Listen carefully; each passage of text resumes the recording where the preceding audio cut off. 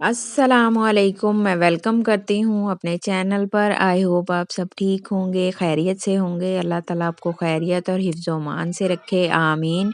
पिछली वीडियो में आपको मैंने बेल बॉटम ट्राउज़र की कटिंग बताई थी। आज की वीडियो में मैं आपको स्टिचिंग बताऊंगी कि हम किस तरह स्टिच करते हैं। ठीक है, चलें जी। वीडियो स्टार्ट करने से पहले आप मेरे चैनल को प्लीज़ सब्सक्राइब करें, लाइक करें और नए देखने वाले लाजमी मेरे चैनल को सब्सक्राइब करें।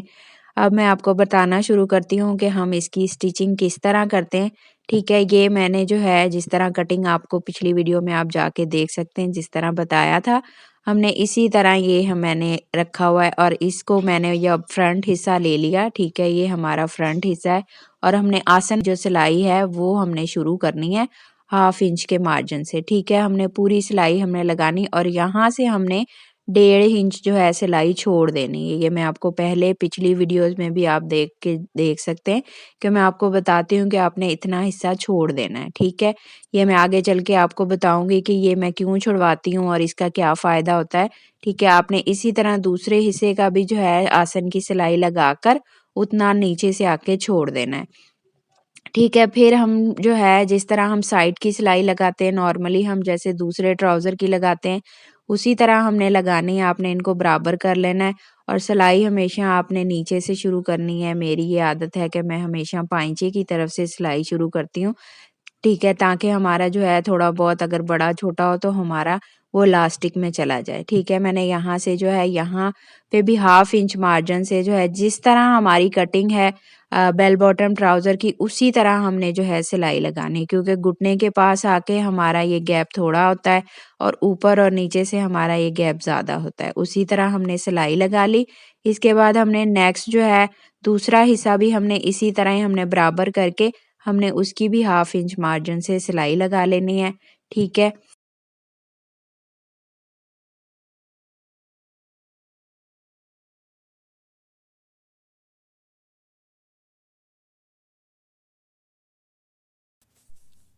ये हमारी पूरी सिलाई लग गई। ठीक है, इसके बाद हमने जो हमारा ऊपर वाला हिस्सा है, जो हमारा आसन वाला नेफा जहाँ हम लास्टिक डालेंगे वो हमने हिस्सा लेना है।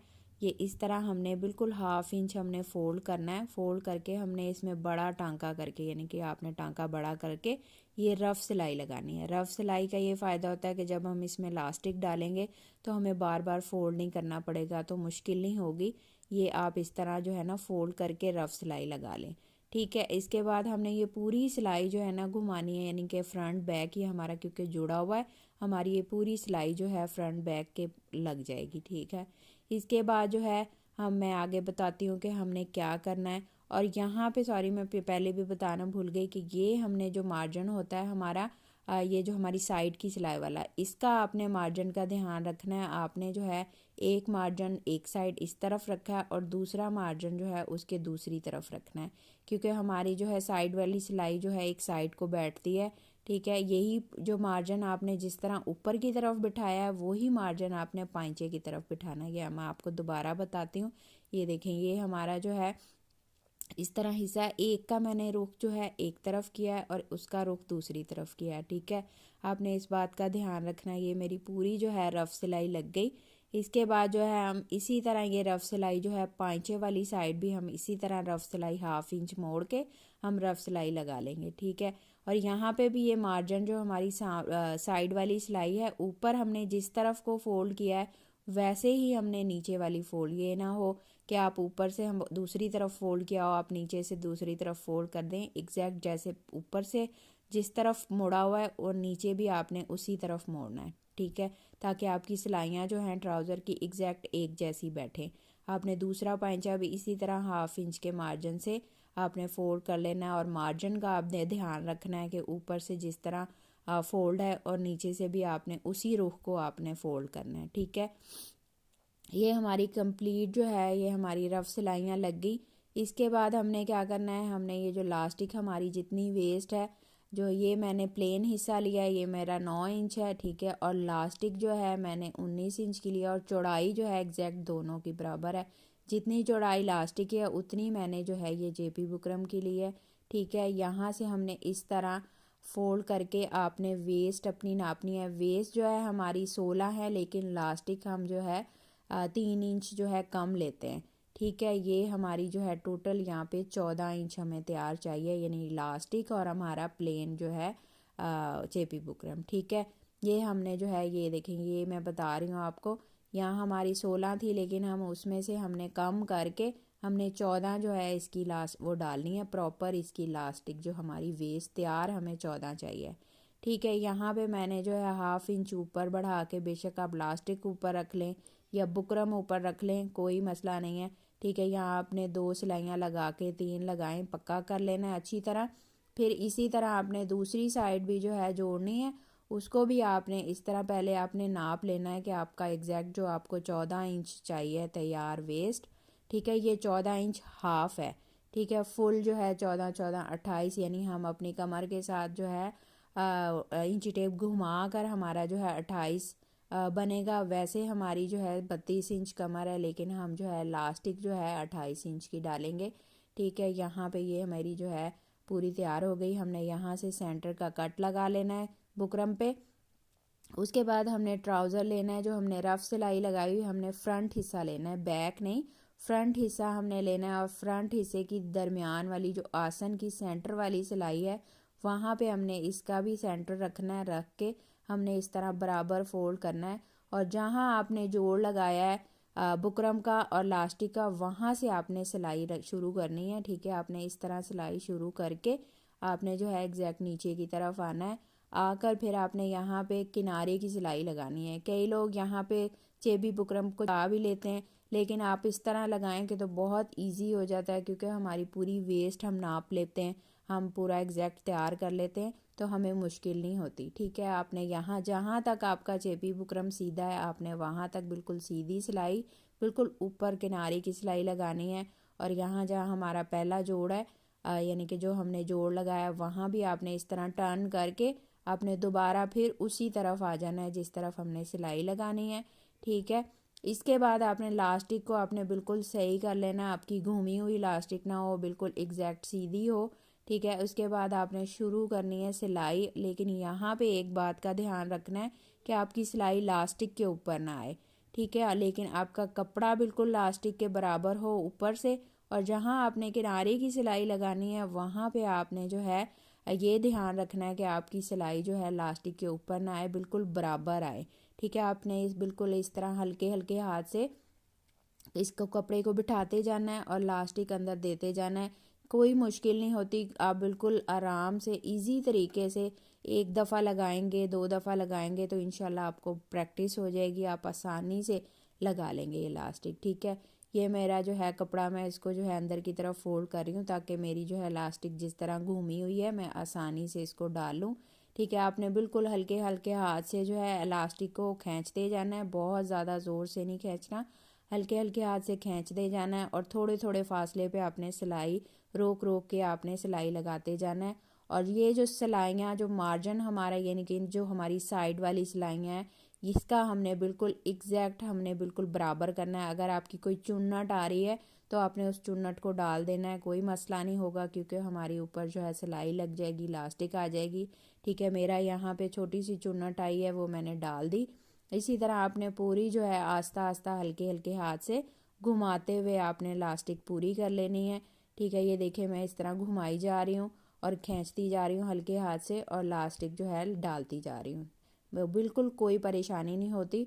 ठीक है, ये मैं अब पूरी डाल कर हम जहाँ सिलाई ख़त्म करेंगे, यहाँ पे भी आपने ध्यान रखना है कि आपकी सिलाइयाँ बिल्कुल ऊपर आएँ, यानी कि जो हमारी आसन की सिलाई है, जो हमारी साइड की सिलाइयाँ हैं, एग्जैक्ट सिलाई के ऊपर सिलाई आए। बाकी अगर कोई थोड़ा बहुत झोल वगैरह आ रहा है वो आपने सिलाई में कवर कर देना है। ये देखिए मेरी पूरी जो है सिलाई लग गई। इसके बाद आपने यहाँ पे ख़त्म कर देनी है। ठीक है, इसके बाद आपने यूँ निकाल कर आपने पूरा जो है कपड़ा बराबर करना है। बराबर करके फिर आपने जो फ्रंट हमारा हिस्सा है, जो हमारा आसन का ये वाला हिस्सा आपने पकड़ना है। ठीक है, बराबर करना है। और बैक भी जो हमारा आसन वाला हिस्सा है उसको भी आपने सिलाई को पकड़ना है और यूँ खींचना है। खींच के आपने बिल्कुल बराबर करना है। आपकी ये दोनों सिलाइयाँ जो है इस तरह बिल्कुल बराबर होनी चाहिए। ठीक है, आपका कभी भी जो है ट्राउज़र घूमेगा नहीं, पहनने में बहुत अच्छी लुक आएगी। फिर आपने यहाँ पे इलास्टिक को खींचते हुए ठीक है। रफ सिलाई लगानी, यानी टांका बड़ा कर लेना है और सेंटर में जो है आपने इस तरह बराबर करते हुए सिलाई लगानी है। और सिलाइयाँ जो है जो आपने बराबर किया है उसको घूमने नहीं देना, आपने वो ध्यान रखना है कि आपने वो सिलाइयाँ एग्जैक्ट उसी जगह पे रहें। ठीक है, ये मैं पूरी जो है दरमियान की सिलाई लगा कर यहाँ से मैं उतार लूँगी। ठीक है, देखिए मैंने कितनी आसानी से जो है ये इलास्टिक हमारा डल गया। बाद में आप इसको जब प्रेस करेंगे तो आपकी जो बुकरम है वो ऑटोमेटिकली चिपक जाएगी। ठीक है, बिल्कुल आसानी से डल जाती है। आप कोई ज़रूरत नहीं है आपको कि पूरी पूरी आप मेजरमेंट करें और उसको जो है पहले आप बुकरम चिपकाएं फिर उसमें लास्टिक डालें। बहुत ज़्यादा बच्चियों को मुश्किल होती है लास्टिक डालने में। ठीक है, अब हमने जो है पाँचे का जो हमने साइड की जो नाली की सिलाई लगानी है वो हमने किस तरह लगानी है वो मैं आपको बताती हूँ। आपने इस तरह बराबर कर लेना है। ठीक है, बराबर हमारा जो है ये हमारा घुटने का निशान है और ये हमारा पाँचा है। पाँचे की हमने जितनी फोल्डिंग 2.5 इंच 3 इंच हमने जितना निशान लगाया था उसको आपने इस तरह फोल्ड कर लेना है। ठीक है, आपने दोनों हिस्से को इस तरफ फोल्ड कर लें या दूसरी तरफ फोल्ड कर लें, कोई मसला नहीं। इस तरह आपने पकड़ना है ये निशान।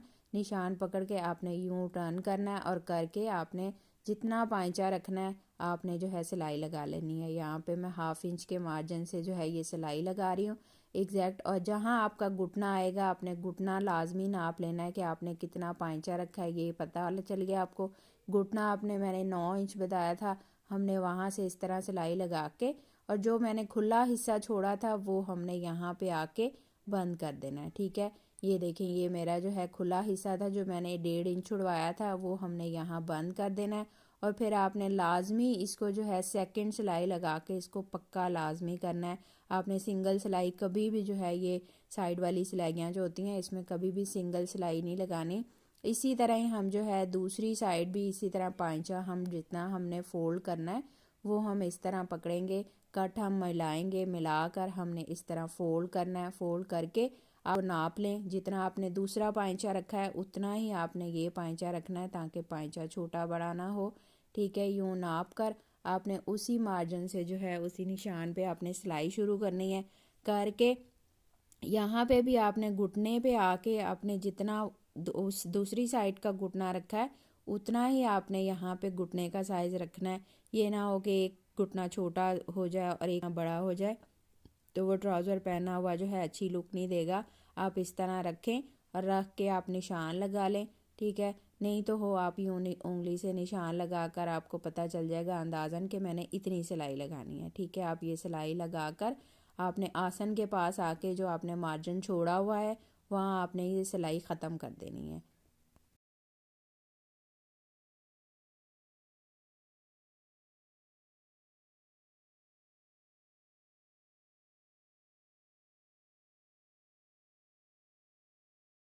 अब आपने जो है दूसरी सिलाई जो मैं आपको कहती हूँ वो भी आपने जो है पक्का कर लेना है। ये देखें ये हमारा जो फोल्ड करने का हमारा ये फ़ायदा है कि अब देखें ये मैंने इसको सीधा किया है तो हमारा पाँचा ऑटोमेटिकली हमने जितना टर्न करना था वो टर्न हो जाएगा और हमारी तुरपाई करने में हमें कोई मसला नहीं होगा।